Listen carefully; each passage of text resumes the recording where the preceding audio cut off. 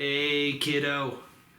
Now, I know this isn't how you wanted to be spending your birthday. You know, your mother and your brother are out looking at colleges and you're stuck at home with your old man, but hey, we can still have fun here.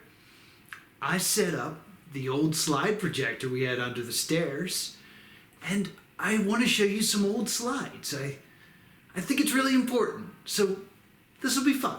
Boys' night. Get the lights.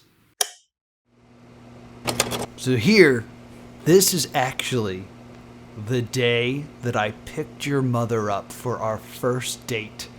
I walked in the door and I immediately saw a camera, which I was not really expecting, but you know how my little shutterbug loves to take pictures, so she wanted to capture the moment I walked into her house.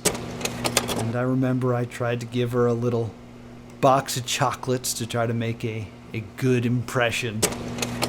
And as you can see, it immediately fell apart there. Things just never want to work out simply for me, it seems. But I immediately was so smitten with your mother. She just loved to take those pictures, and I called her my little shutterbug. The only thing she didn't like about pictures was being in them. I remember this is where I tried to get her to get in front of the camera, and she quickly showed me she didn't appreciate that. Your mother has one of the greatest right hooks I've ever seen. It's a lot of power in that small frame. But I remember, as I sat there, holding my face, that was the moment I realized I was going to marry that girl. 6 months later, we were at the church, getting ready to get married. I know, it sounds really quick. As a matter of fact, a lot of our friends thought it might be a shotgun wedding, thinking that we were rushing to get married because she was pregnant. Kind of wish that was true, but it wasn't. It was a beautiful ceremony. I remember, even though it was our wedding, she still didn't want to get in front of the camera. But she looked beautiful. You can see it in my eyes as I gaze upon her. It's a memory that I absolutely cherish. And before I knew it, we were married.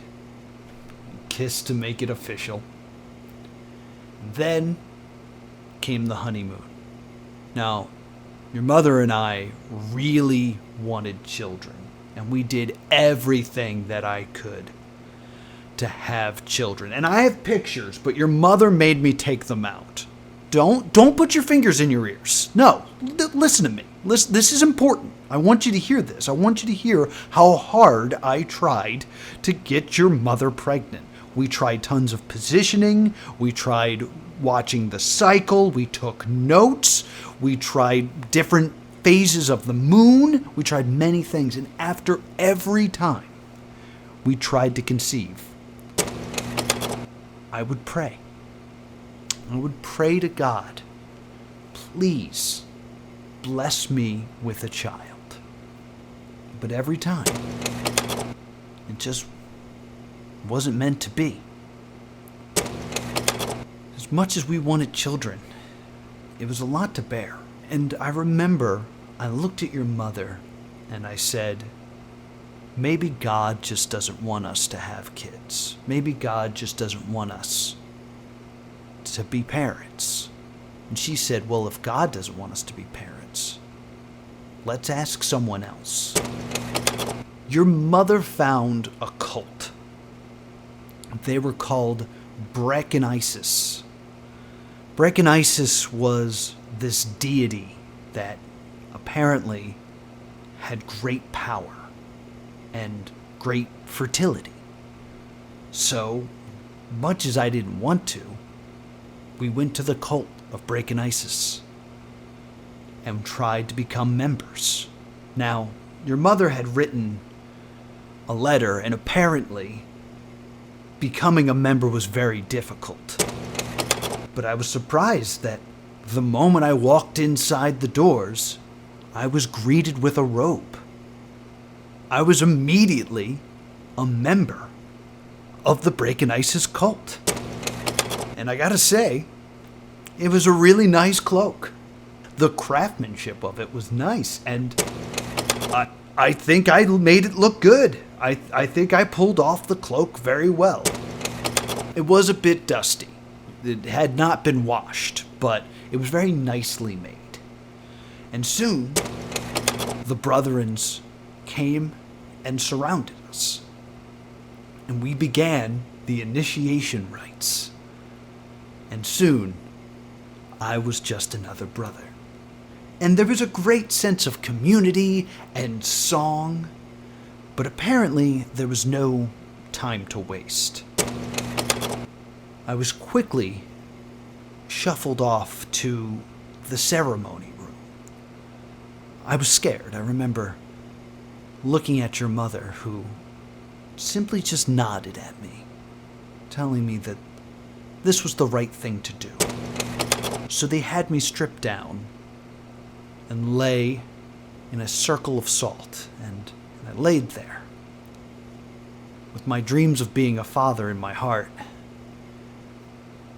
I was willing to do whatever it took. They took an artifact of Breaking Ices and put it on my chest. That would allow the deity to see our calling. They then told me to open my mouth. They put a dagger in my mouth, and they pulled it as hard as they could. It was one of the worst pains I've ever felt in my life, but I had to continue on. They then anointed me with the runes and the markings of Breaking Ices. And then I saw it. It began to appear in front of me, and I instinctively reached out for it, but they said no. They told me to just simply lay still, let Breaking Ices come to me. So I did. And it was beautiful. But it was also the most painful experience of my life. I felt like my insides were just simply being torn apart.